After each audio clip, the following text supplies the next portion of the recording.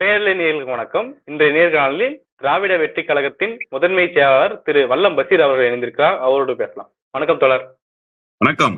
தேர்தல் நெருங்கிட்டு இருக்க சமயத்துல இன்னும் அடுத்தடுத்த வாரங்கள்ல தேர்தல் தேதி வெளியாகும் அப்படின்னு சொல்லி எதிர்பார்த்துட்டு இருக்கிற சமயத்துல தேமுதிக இன்னும் கூட்டணியை கன்ஃபார்ம் பண்ணாம இருக்காங்க அப்படிங்கறதே மிகப்பெரிய ஒரு எதிர்பார்ப்பா மாறிட்டு இருக்கு.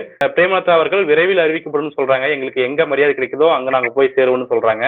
நேற்று செய்தியாளர்கள் சந்திப்புல பேசும்போது இந்த தேர்தலுக்கு மட்டும் இல்லாம கட்சியோட எதிர்காலத்தை முன் வச்சு நாங்க இந்த கூட்டணி விஷயத்த நாங்க முன் வைக்கிறோம் அப்படிங்கிற விஷயத்த சொல்றாங்க.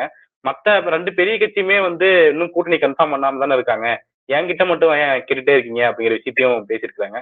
இந்த விஷயத்தை எப்படி தொடர் புரிஞ்சுக்கலாம்? மற்ற இரண்டு கட்சிகளிடம் கேட்காதவர்கள் எங்களிடம் ஏன் கேட்கிறீர்கள் என்கிற கேள்வியே முதலில் அபத்தமானது.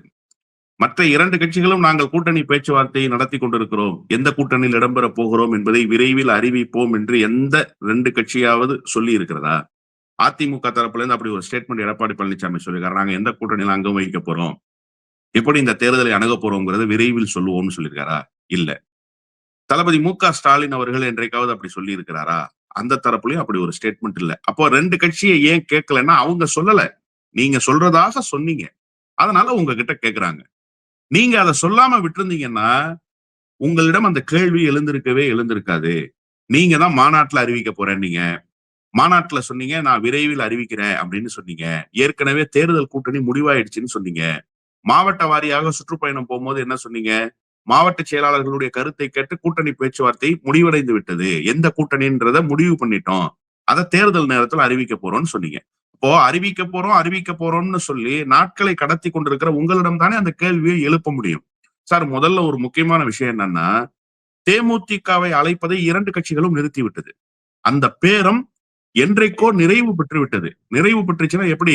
அது தேமுதிகவுக்கு எதிராக முடிஞ்சிருச்சு. திமுக நினைக்குது தேமுதிகவை பேச்சுவார்த்தைக்கு அழைத்தாலோ அல்லது திமுக தரப்பிலிருந்து தேமுதிகவுடன் பேச்சுவார்த்தை நடத்தினாலோ இதை மையப்படுத்தி அதிமுக தரப்புல அவங்க சீட்டுகளை கூட கேட்பாங்க. எங்களை திமுகவுல கூப்பிடுறாங்க, 8 சீட்டு தரேனாங்க, ஒரு ராஜ்யசபா தரேனாங்க, நீங்க 15 சீட்டு கொடுங்கன்னு கேட்பாங்க.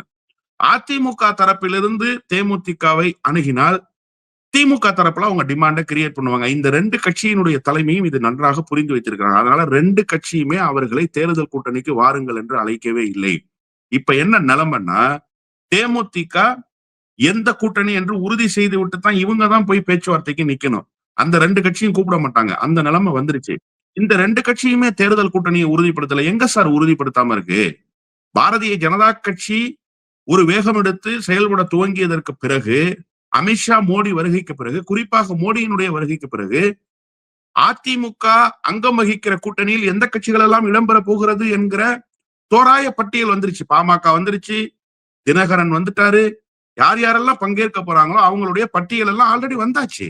அவங்களும் டிக்ளேர் பண்ணிட்டாங்க. இங்கே திமுக கூட்டணியில ஏற்கனவே எந்த கட்சிகள் எல்லாம் அங்கம் வகிக்கிறதோ அந்த கட்சிகள் எல்லாம் திமுக ஆட்சி மீண்டும் அமைய வேண்டும் என்பதற்காக சூளுரை மேற்கொள்றோம்னு சொல்லி அங்கங்கே பேசிக்கிட்டே இருக்கிற செய்திகளை நாம கேட்டுக்கிட்டு தான் இருக்கோம்.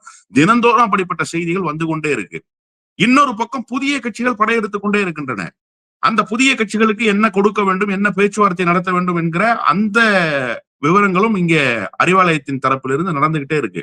அப்போ இந்த ரெண்டு கட்சியும் தேர்தலுக்கான வேலையில் முழுமையாக தங்களை ஈடுபடுத்தி கொண்டிருக்கிறது. இரண்டு தரப்பும் தேர்தலில் முழுமையாக தங்களை ஐக்கியப்படுத்தி கொண்டு பணிகளை ஆற்ற துவங்கிட்டாங்க. ஆனா தேமுதிக தரப்புல அப்படி இல்லை. அதற்கு முக்கியமான காரணம் என்னன்னா, இவர்கள் பேசுகிற பேரம் அம்பலப்பட்டு போயிருச்சு. எங்காவது ஒரு கட்சி, அகில இந்தியாவுல நீங்க எடுத்துக்கங்க, நாங்க ரெண்டு கட்சியோடையுமே பேச்சுவார்த்தை நடத்துறோம் அப்படின்னு சொல்ல முடியுமா சார்? இடதுசாரியாக இருந்தால் அகில இந்திய அளவில் காங்கிரஸ் தலைமையிலும் தமிழ்நாட்டில் திமுக தலைமையிலும் அங்கம் வகிக்கிற ஒரு கொள்கை கோட்பாடோடு இருப்பார்கள். இல்லைன்னு சொன்னா பாரதிய ஜனதா கட்சியை வலதுசாரி சிந்தனையாளர்களை வீழ்த்துகிற களத்தில் முந்தி நிற்க வேண்டும் நினைப்பாங்க. வலதுசாரி சித்தாந்தத்தோடு அணுக்கமாக இருப்பவர்கள், வலதுசாரி சித்தாந்தத்தோடு நெருக்கமான தொடர்புடையவர்கள் இடதுசாரிகளோடு சேர்ந்து நிற்பாங்க. இல்லைன்னா வலதுசாரிகளை வீழ்த்துகிற களத்தில் முந்தி நிற்பாங்க. இதுதானே சார் நடக்கும். அப்போ நீங்க ரெண்டு சித்தாந்தத்தையும் ஒரே மாதிரியே பாக்குறேன்னா அப்போ உங்களுடைய பார்வை எப்படிப்பட்ட அயோக்கியத்தனமான பார்வைங்கிறத தமிழ்நாட்டு மக்கள் பாக்குறாங்கல்ல. எனக்கு ரெண்டுமே தோழமை கட்சி தான். ஒன்றியத்தில் ஆளுகிற பாரதிய ஜனதாவும் தோழமை கட்சி தான், தமிழ்நாட்டில் ஆளுகிற திமுகவும் எனக்கு தோழமை கட்சி தான். அது எப்படி சார்? அடிக்கிறவனும் அணைக்கிறவனும் உனக்கு தோழமையாவே இருப்பான். அடிக்கிறவனும் உனக்கு தோழமை, அணைப்பவனும் உனக்கு தோழமைனா தமிழ்நாட்டினுடைய நலனை காலில் போட்டு மிதிக்கிற வேலையை இந்த பட்ஜெட்டில் கூட செய்து முடித்திருக்கிற ஒன்றிய அரசு உனக்கு எப்படி தோழமை கட்சியாக இருக்க முடியும்? இல்லை என்று சொன்னால் ஒன்றிய அரசுக்கு எதிராக சண்டமாருதம் செய்து தமிழ்நாட்டினுடைய உரிமைகளை பெற வேண்டும் என்பதற்காக அயராது போராடி கொண்டிருக்கிற, தமிழ்நாட்டை ஆண்டு கொண்டிருக்கிற திராவிட முன்னேற்ற கழகம் எப்படி உங்களுக்கு தோழமை கட்சியாக இருக்கும்? எப்படி சார் இது சரியா இருக்கும்? ஒரு முறை அண்ணன் திருமாதான் கேட்டாரு, குடிசையை கொளுத்துகிற ராமதாசும் வேண்டும், எரிபட்ட குடிசையில் அழுது கொண்டிருக்கிற திருமாவளவனும் வேண்டும் என்று நீங்கள் முடிவெடுத்தால் உங்களுடைய பார்வை எத்தகையதாக இருக்கிறதுன்னு கேட்டார். அதே கேள்வியதான் இப்ப பிரேமலதா அம்மையாரை நோக்கி கேட்க வேண்டும். நீங்க சித்தாந்த ரீதியா சொல்றீங்க தோழர். ஆனா அதே பக்கம் பார்க்கும்போது அவங்களுக்கு டிமாண்ட் இருந்துகிட்டே இருக்கு. அதனாலதான் ரெண்டு கட்சிகளுக்குமே அவரை பத்தி யோசிக்கிறாங்க அப்படிங்கிற ஒரு விஷயம் இருக்குல்ல. டிமாண்ட் இருக்கிறது மாதிரி அந்த அம்மா பேசிக்கிறாங்க. எங்க டிமாண்ட் இருக்கு? தேமுதிக தரப்புல நாங்க பேச்சுவார்த்தை நடத்துறோம், அதிமுக எங்காவது ஒரு இடத்துல ஒரு குரல் வெளிப்பட்டுச்சா? திமுகவுல எங்காவது ஒரு குரல் வெளிப்பட்டுச்சா? எப்ப இந்த அம்மையாருக்கு மாநிலங்களவை ஒன்று தருகிறோம், அதுவும் இந்த தேர்தலில் இல்ல அடுத்த தேர்தலில் தருகிறோம் என்று அதிமுக தரப்பிலிருந்து தூது அனுப்பப்பட்டதோ, எடப்பாடி பழனிசாமி தரப்பிலிருந்து தூது அனுப்பப்பட்டதோ, அந்த ஆஃபரை இவங்க டினே பண்ணாங்க. டினே பண்ணாங்கன்னு கூட சொல்ல முடியாது, காத்திருப்போர் பட்டியல்ல வச்சாங்க. நாங்க இப்ப முடிவெடுக்க மாட்டோம், தேர்தலுக்கு இன்னும் நிறைய அவகாசம் இருக்கு, அந்த நேரத்துல முடிவெடுக்கிறோம். ஒண்ணு நீங்க ஏற்கிறோம்னு சொல்லணும், இல்ல நீங்க மறுக்கிறோம்னு சொல்லணும். இது ரெண்டு தானே சார் கான்செப்ட். நாங்க ஏற்கிறோம்னு சொல்லாம மறுக்கிறோம்னு சொல்லாம அதை அப்படியே கிடப்பில் வைத்திருக்கிறோம் என்று சொன்னதன் மூலமாக அதிமுகவை அவமானப்படுத்தியதாக எடப்பாடி பழனிசாமி கருதினார். உண்மையிலேயே அதிமுகவை அந்த அம்மா அவமானப்படுத்துச்சு. குறிப்பா எடப்பாடி பழனிசாமியை ரொம்ப கேவலமாக நடத்தியது என்பதுதான் யதார்த்தமான உண்மை. இந்த நடவடிக்கைக்கு பிறகு எடப்பாடி பழனிசாமி தரப்பிலிருந்து எந்த விதமான கிரீன் சிக்னலும் தேமுதிகவுக்கு காட்டப்படவே இல்லை. பேச்சுவார்த்தை நடத்துவதாக இவர்கள் தான் சொல்லிக் கொண்டிருக்கிறார்கள். அவர்கள் தரப்பிலிருந்து நாங்க தேமுதிக பேசியிருக்கோம், தேமுதிக எங்க கூட்டணிக்கு வரப்போகுதுன்னு எங்காவது ஒரு இடத்தில் அதிமுக தரப்பிலிருந்து ஒரு செய்தி வெளியானுச்சா? இல்ல. சரி, திமுக தரப்புல அப்படி எங்காவது ஒரு செய்தி வெளியாயிருக்கா? திமுக வட்டாரம் தேமுதிகவை நெருங்கி கொண்டிருக்கிறது அப்படின்னு ஊடகங்கள்ல செய்தி வருது. எதன் அடிப்படையில் செய்தி வருது? தேமுதிகவினுடைய பொதுச் செயலாளராக இருக்கிற பிரேமலதா பேசுகிற செய்திகளிலிருந்து ஊடகங்கள் செய்தி வெளியிடுது. திமுக தரப்பிலிருந்து செய்தி வரல, அதிமுக தரப்பிலிருந்து செய்தி வரல, தேமுதிக தரப்பிலிருந்து தான் செய்தி வருது. அப்ப நீங்களே ஒரு டிமாண்டை கிரியேட் பண்றது மாதிரி ஒரு மாய தோற்றத்தை உருவாக்குறீங்க. என்ன மாயவரத்துல கேட்டாக, என்ன கும்பகோணத்துல கேட்டாக அப்படின்னு சொல்றது இருக்குல்ல, உங்களை எங்க கேட்டாகங்கிறதான் நீங்க சொல்றீங்களே தவிர கேட்டவங்க வரலையே அப்படின்னு பாக்கணும்ல. நீங்க திமுக தரப்பிலிருந்து யாராவது அணுகிருக்காங்களா? வாங்க எங்களுடைய தலைமையிலான அணியில் நீங்கள் இடம்பெறுங்கன்னு பேச்சுவார்த்தை நடத்திட்டாங்களா? அப்படி ஒரு அதிகாரப்பூர்வ அறிவிப்பு திமுக தரப்பிலிருந்து ஆக எந்த இடத்திலும் தேமுதிகவை தேர்தலுக்கு அணுகுகிற ஒரு நடைமுறை இரண்டு கட்சியிடம் இருந்தும் இல்லை. இன்னும் சொல்ல போனா விஜய் தரப்புல இருந்து கூட அப்படி ஒரு பேச்சுவார்த்தை நடத்துறது மாதிரியே தெரியல. அப்ப தனித்து விடப்பட்டிருக்கா தேமுதிக? ஆமா, தனித்து விடப்பட்டிருக்கா. அதற்கு முக்கியமான காரணம் கோட்பாடு இல்லாமல், தத்துவம் இல்லாமல், எந்த அரசியலில் பயணிக்க போகிறோம் என்கிற அந்த குறைந்தபட்ச புரிதல் இல்லாம, வெற்றி அதுதான் எங்களுடைய கொள்கை அப்படின்னா இப்படிப்பட்ட ஒரு கொள்கை உலக அளவிலேயே யாருக்கிட்டையுமே இல்லையே. வெற்றி தான் கொள்கைனா அப்ப களம் எதற்கு, போட்டி எதற்கு, ஜனநாயகம் எதற்கு? எல்லாமே வெற்றி தான் கணக்கா? அப்படி ஒரு கேள்வி இருக்குல்ல இங்க. எனவே தேமுதிக என்கிற அந்த கட்சியினுடைய அரசியல் என்பது இனி தமிழ்நாட்டுக்கு தேவைப்படாது. இனி தமிழ்நாட்டுக்கு தேவைப்படுகிற அரசியலை அவர்கள் செய்வதற்கு எத்தனைக்கவும் இல்லை என்பதுதான் யதார்த்தமான உண்மை. தேமுதிகவுடைய தேவை ரெண்டு கட்சிகளுக்கே இல்ல, அவங்க ரெண்டு கட்சியுமே அணுகல அப்படின்னு சொல்றீங்க. ஆனா அதே சமயம் பார்க்கும்போது ரெண்டு கட்சிகள்லயுமே தேமுக அணுகல் தான் பிரச்சனை இருக்கு. ஏன்னா தேமுதிக உள்ள கொண்டு வந்தா அவங்களுக்கு சீட்டு கொடுக்கணும், பிரிச்சு கொடுக்கணும், கூட்டணி கட்சிகள் இருக்குது. அந்த பிரச்சனை எல்லாம் ரெண்டு கட்சியுமே மாட்டிட்டு இருக்காங்க. இப்ப பிரச்சனை தேமுதிக கிட்ட இல்ல, மத்த ரெண்டு கட்சிகள்கிட்ட தான் இருக்குது அப்படின்னு சொல்லி ஒரு விஷயம் பேசப்படுகிறது. அது எப்படி நம்ம புரிஞ்சுக்கலாம்? ஏன்னா கேட்கும்போது திமுகவில் 8 தொகுதிகள் பிளஸ் ராஜ்யசபா தொகுதி அப்படின்னு சொல்லி இங்க தேமுதிக டிமாண்ட் வச்சிருக்கிறதா சொல்றாங்க. அதுக்கு திமுக உடன்படணுமே அப்படிங்கிற கேள்வியும் இருக்குது. இந்த வகையில் தான் பார்க்கலாமா? எப்படி பார்க்கலாம்? இல்ல, அழகு தமிழில் சொல்லணும்னு சொன்னா பாத்திரம் அறிந்துதான் பிச்சை இடணும். புரியுதா உங்களுக்கு? பாத்திரம் ஓட்டையாக இருக்குமே ஆனால் நீங்கள் பிச்சையிட்டால் அது அந்த தட்டுல போய் நிக்காது, ஓட்டையின் வழியாக வெளியில போயிடும். இப்ப என்னன்னா தேமுதிக என்கிற கட்சிக்கு என்ன சார் செல்வாக்கு இருக்கு? அதை சொல்லுங்க முதல்ல. ஒரு காலத்தில் 2011 திமுகவை பின்னுக்கு தள்ளி அதிமுக தலைமையிலான அணியில் மகத்தான வெற்றியை பெற்று எதிர்கட்சி அந்தஸ்து பெற்றாங்க. அப்போ விஜயகாந்த் லைவ் பாலிடிக்ஸ்ல இருந்தாரு. விஜயகாந்துக்காகத்தான் இந்த கட்சி, பிரேமலதாவுக்காக இந்த கட்சி இல்ல, நல்லா தெரிஞ்சுக்கங்க முதல்ல. அதன் பிறகு 2014 தேசிய ஜனநாயக கூட்டணி தவறான முடிவை எடுத்தார் விஜயகாந்த், படுதோல்வியை தழுவினார், ஒரு இடத்துல கூட வெற்றி பெறல. இன்னும் அந்த கட்சி துவங்கப்பட்ட நாளில் இருந்து விருதாச்சலத்துல அவர் போட்டியிட்டு வெற்றி பெற்றார்ல, அதுக்கப்புறம் ரிஷிவந்தியத்துக்கு வந்தார்ல, அவர் போட்டியிட்டு அந்த கட்சி வெற்றி பெற்ற காலத்திலிருந்து நான் 2006 தேர்தல்ல இருந்து கணக்குல எடுத்துக்கிறேன். இப்ப 2026 20 ஆண்டுகள் தேர்தல் களத்தில் நின்றிருக்கு தேமுதிக. இந்த 20 ஆண்டுகளும் நாடாளுமன்றத்துக்கான பிரதிநிதித்துவத்தை அந்த கட்சி பெறவே இல்லை. இதுதான் அந்த கட்சியினுடைய நிலைமை. 20 வருஷமா பார்லிமெண்ட் அக்கௌண்ட் ஓபன் பண்ணாம இருக்கு சார். தமிழ்நாட்டுல எதிர்கட்சியாக இருந்த கட்சி சார் அந்த கட்சி. புரியுதா உங்களுக்கு? அப்போ விஜயகாந்தினுடைய மரணத்துக்கு முன்பே அந்த கட்சி தேய்மானத்தை நோக்கி பயணிக்க துவங்கிருச்சு.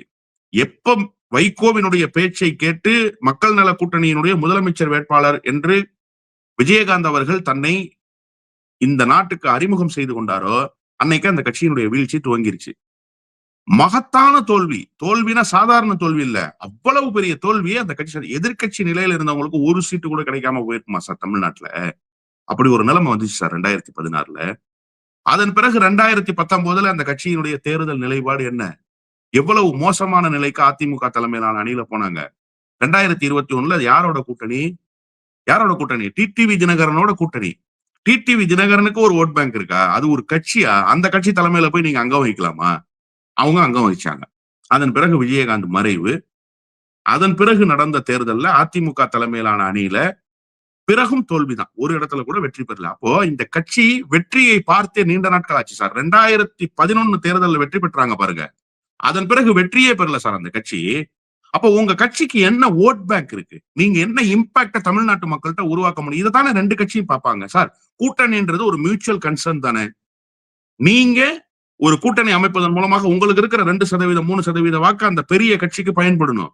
அந்த பெரிய கட்சியினுடைய ஒத்துழைப்பு அவர்களுக்கு இருக்கிற வாக்கு வங்கி உங்களுக்கு பயன்படணும். அந்த 35+2 சேர்ந்துதான் 37% ஆகணுமே தவிர நீங்க என்ன பண்றீங்கன்னா உங்களுடைய பலமே தெரியாமல் உங்களுடைய வாக்கு வங்கி என்னவாக இருக்கிறது என்பதை கூட உணராம எனக்கு 15 சீட்டு கொடுக்கணும்னு அந்த பக்கம் பேசுறது, இந்த பக்கம் 8 சீட்டு கொடுக்கணும்னு பேசுறது. இப்ப தேமுதிக பிரச்சனை இல்ல, கட்சிகள்கிட்ட 2 பெரிய கட்சிகள்கிட்ட தான் பிரச்சனை சார். தேமுதிக தான் சார் பிரச்சனை இருக்கு. நீங்க உங்களுக்கு என்ன பலம் இருக்குன்னு நினைச்சு நீங்க சீட்டு கேட்கணும். இப்ப பாட்டாளி மக்கள் கட்சியினுடைய ஒரு பிரிவுக்கு யாரு எடப்பாடி பழனிசாமி தலைமை தாங்குகிற கூட்டணியில 15 17 இடங்கள் கொடுப்பதாக பேச்சுவார்த்தை நடந்திருக்குன்னு சொல்றாங்க. 15னே வச்சுக்குவோம். அப்ப பாட்டாளி மக்கள் கட்சி இருக்கிற லைவ் பாலிடிக்ஸ்ல தேமுதிக இருக்கா அப்படின்னு கேட்டா அது அதிமுக தான் முடிவு பண்ணணும். ஆனா அன்புமணி ராமதாஸே திமுக கூட்டணிக்கு வந்தா கூட ஒரு வேளை வரமாட்டாரு. அவர் வர வேண்டிய அவசியம் இல்லை. இது சமூக நீதி கூட்டணி. சமூக நீதிக்கு வேட்டு வைப்பவர்கள் இந்த கூட்டணிக்கு தேவையில்லைன்னு சொல்றாரு முதலமைச்சர். அப்படிதான் வச்சுக்கிறேன். ஒருவேளை வந்தால் கூட அவருக்கு 5 சீட்டு தான் சார் கொடுப்பாங்க. ஏன்னா இங்க பொது உடைமை இயக்கத்துக்கு 5-6 சீட்டு தான். அண்ணன் திருமாவளவனுக்கே 6-7 சீட்டு தான். இப்படித்தான் இந்த கூட்டணியில கொடுக்க முடியும். இது ஒரு மெகா கூட்டணி. இது 100% பெறப்போகிற தொகுதிகள் எல்லாமே வெற்றியாக மாறி அது சட்டமன்ற உறுப்பினர்களாக பிரதிநிதித்துவத்தை பெறும். ஆனா அங்க அப்படி இருக்கா? அப்போ இந்த 2 கட்சிகளும் நீங்க என்னவாக இருக்கீங்கிறத பாப்பாங்கல்ல, அதை பார்த்து தானே டிசைட் பண்ணுவாங்க. நீங்க ஓவர் டிமாண்ட் கிரியேட் பண்ணி ஓவர் டிமாண்ட் எல்லா கட்சியிலையும் வச்சீங்கன்னா அது உங்களுடைய பிரச்சனை தானே தவிர 2 கட்சியோட. நான் சொல்லிட்டேன் என் முடிவை அப்படின்னா நீங்க 40 சீட்டு கேட்டு உங்க முடிவை சொல்லிடுவீங்க. அந்த 40 சீட்டை பத்தி பரிசீலனை பண்ணுமா அந்த 2 கட்சியை? நீங்க யாரா இருக்கிறீங்கன்னு பாக்கும்ல. அந்த 2 கட்சிக்கு உங்களோட ஓட்டு தேவையில்லை. என்ன பெரிய நஷ்டம் வந்துட போகுது? நீங்க தனித்தே விடப்பட்டுட்டீங்க. நீங்க என்ன இம்பாக்ட தேர்தலில் உருவாக்கிடுவீங்க? 2006 இருந்த மாதிரி களம் உங்களுக்கு இருக்கா? 234 தொகுதியில கேண்டிடேட் போடுவீங்களா? போட்டா 10,000 ஓட்டு வாங்குவீங்களா? 5,000 ஓட்டு கூட வாங்க மாட்டீங்க. நீங்க கேண்டிடேட்டே முதல்ல வரமாட்டாங்க. தேமுதிக தொஞ்சு போயிருக்கு சார். இப்ப அந்த கட்சிக்கு ஒரு சின்ன வெற்றி தேவைப்படுகிறது. அந்த வெற்றியை தருவதற்கு என்ன வாய்ப்புகளை தேட முடியுமோ அதை தான் நீங்க தேடணும். ஏதோ உங்க கட்சி தமிழ்நாட்டுல உங்க கட்சி நினைச்சாதான் தமிழ்நாட்டை புரட்டி போட முடியும்ன்ற அளவுக்கு நீங்க ஏதோ சிங்கப்பூரின் நவீன தந்தை லீ குவான் யூ மாதிரி உங்களை நீங்க நினைச்சுக்கிட்டீங்கன்னா அந்த அரசியல்லாம் இங்க இல்லம்மா. தேமுதிகவுக்கு இங்க களமே இல்ல. விஜயகாந்த் அவர்களுடைய மறைவுக்கு பின்னாடி நடக்கிற முதல் சட்டமன்ற தேர்தல். இப்ப உள்ளூர் பாலிடிக்ஸ்குள்ள அந்த விஷயம் ஒர்க் அவுட் ஆகும் இல்ல, அது ஒரு தேமுதிக பலமாக தானே அமைன்னு சொல்றாங்கல்ல சார். எனக்கு இந்த விஷயம் புரியவே இல்லை. முதல்ல விஜயகாந்தே ஃபேக்டர் இல்லாம ஆயிட்டார் சார். அதுக்கப்புறம் தானே சார் விஜயகாந்தினுடைய மறைவு ஒரு ஃபேக்டர் ஆகும். நீங்க அதனாலதான் நான் சொன்னேன் 2016 விஜயகாந்தே அவுட் சார் களத்துல. 2019 விஜயகாந்தே அவுட் சார் களத்துல.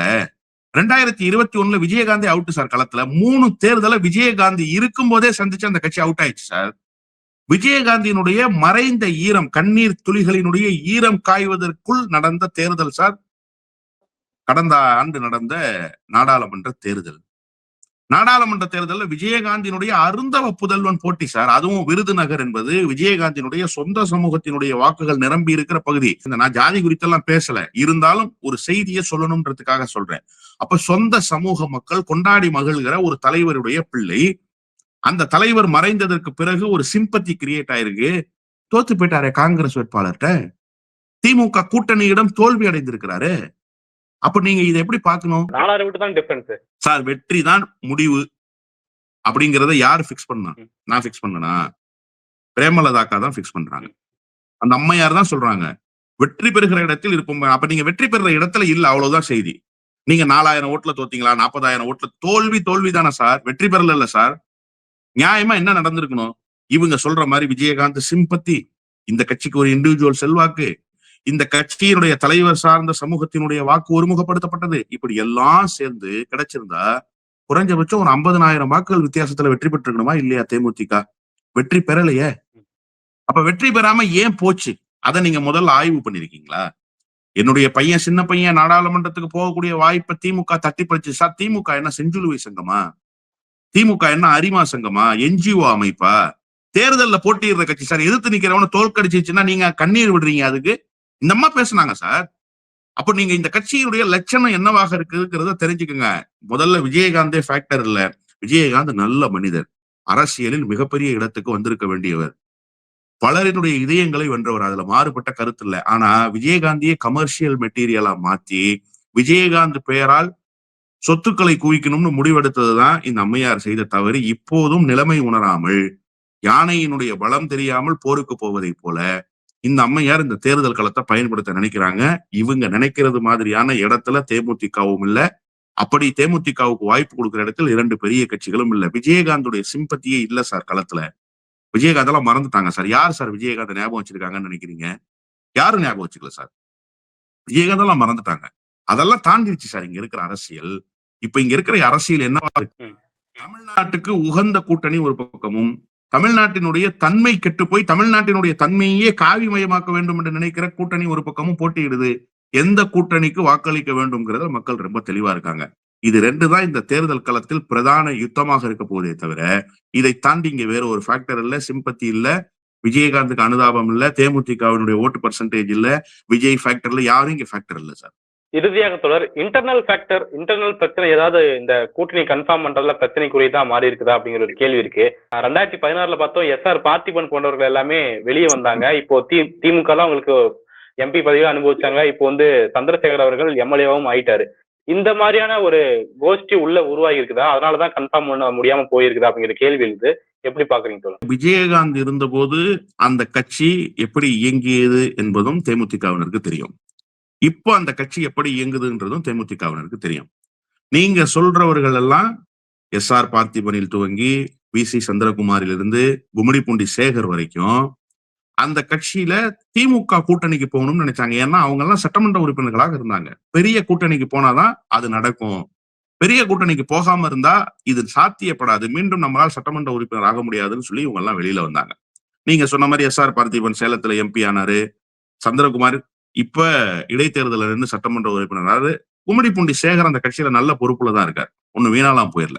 அப்போ நீங்க என்னன்னா, கட்சியினுடைய குரலை கேட்டு நடக்கக்கூடிய விஜயகாந்தே ஒரு தவறான முடிவை அந்த நேரத்துல எடுத்ததுனால கட்சி இந்த நிலைக்கு ஆளாச்சு. இப்ப கட்சியினருடைய முடிவை கேட்டதாக பிரேமலதா சொல்றாங்க. ஆனா கட்சிக்காரங்க என்ன சொல்றாங்கன்னா, அண்ணி எதையுமே கண்டுகிறது இல்லைன்றாங்க. அண்ணி நாங்க சொல்றத காதலியே வாங்குறது இல்லைன்றாங்க. அப்ப இப்ப கட்சி உருமாறி இருக்கு. கட்சியினுடைய தலைமை மாற்றம் என்பது வேறு, கட்சியினுடைய தன்மையே மொத்தமாக மாறுறதுன்றது வேறு. அந்த ஜனநாயக குரல் இப்ப இல்ல. நான் சொல்றதுதான் முடிவு, இஷ்டம் இருந்தா இது இல்லைன்னா போன்ற நிலைமைக்கு அந்த கட்சியை கொண்டு நிறுத்தி இருக்கிறார். உட்கட்சிக்குள்ள யுத்தங்கள் நிகழ்வது சகஜம்தான். ஆனா இங்க வேறு மாதிரியாக இருக்கு. தேமுதிக இந்த தேர்தலில் சரியான முடிவு எடுக்கலன்னா, சரியான முடிவை எடுத்து தேர்தல் வெற்றியை இந்த தேர்தலில் பெறலன்னா, தேமுதிக என்கிற கட்சி காணாமல் போயிடும் சார். அந்த கட்சிக்கு பேஸ் அவுட். ஏற்கனவே இருந்த பலாயிரக்கணக்கான தொண்டர்கள் வெளியேறிட்டாங்க.